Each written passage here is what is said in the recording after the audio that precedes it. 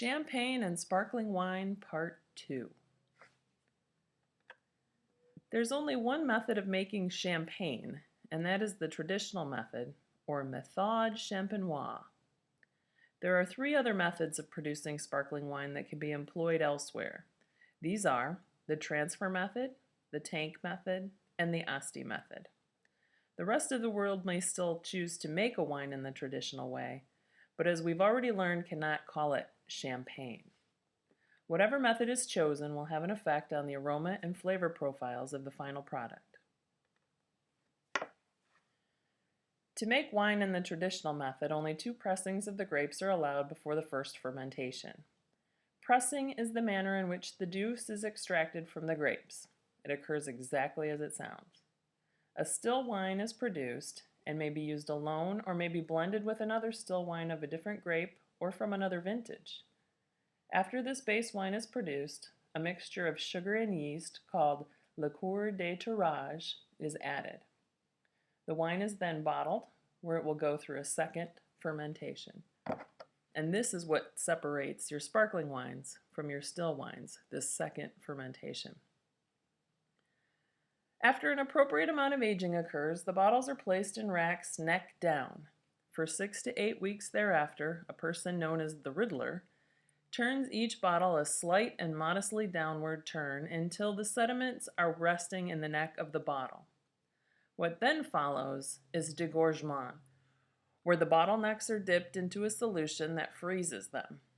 Once frozen, the temporary cap is removed and the settled particles fly forth from the bottle.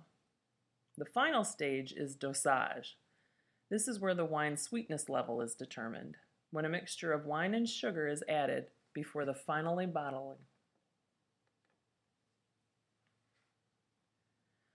When the transfer method is used, all the steps of the traditional method are employed until the riddling stage is reached. Instead of going through that process, the bottles are all emptied into a pressurized tank where the wine is filtered and then rebottled. This method makes it easier to maintain consistency from bottle to bottle and will maintain most of the quality of a traditional champagne, but at a lower price. The label may give you a clue that this method is employed if it says bottle fermented. This will distinguish it from a traditional method wine that may say fermented in this bottle, but typically they'll choose to put either traditional method or méthode champenoise.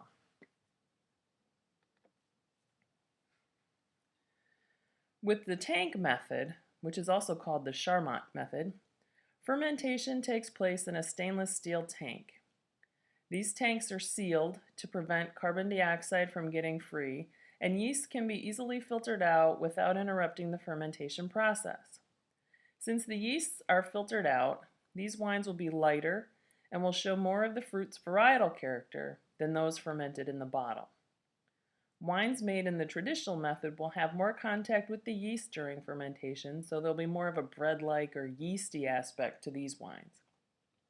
It is also a less expensive method of production, and the prices of the ultimate wine will reflect that. The Asti method does not begin with the production of a still wine. Interestingly, the freshly pressed juice, or must as it's called, is stored near freezing until it's ready for production. Once the wine is called, the must is warmed and placed into pressurized tanks for fermentation until the alcohol level reaches about 7 to 7.5%. The wine is then chilled, filtered, and bottled for immediate distribution. Champagne may control the name, but it doesn't control the market. There are several delicious sparkling wines made around the world using several different grape varieties and going by different names. Outside Champagne, but still within France, these gems are called Cremant. Germany and Austria produce Sect. Spain makes Cava, and Italy is famous for a few breeds of nose ticklers. Prosecco can either be Spumante, which is your standard sparkling wine, or Frizzante, which is a lighter sparkling example. The other is Piedmont's Asti, where fruitier, sweeter wines reign supreme. For this tasting exercise, choose one wine made in the tank method and one made in the traditional method for comparison. You may also choose to compare a cava to a prosecco to an asti, prosecco to a sect, and, well, you get the message. Sect, asti, and most proseccos are made from the tank method. Cava, Cremant, and of course champagne are made from the traditional method. In the New World, the bottle should tell you, as we've stated, and try and stay within the same sweetness category if that's one of your choices for this exercise. How do these wines contrast in flavor? Can you taste the yeast in the classic method? Is it more like a bread, a biscuit?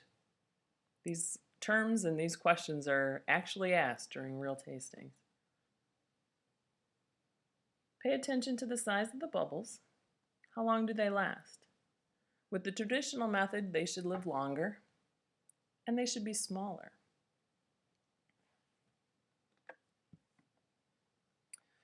All right, to wrap up, on the label, words that'll tip you off. If you can't tell by the cork itself, because they are rather unique corks, that you have a sparkling wine inside are champagne, sparkling wine, Cremant, cava, prosecco, sect, spumante, frizzante, lambrusco,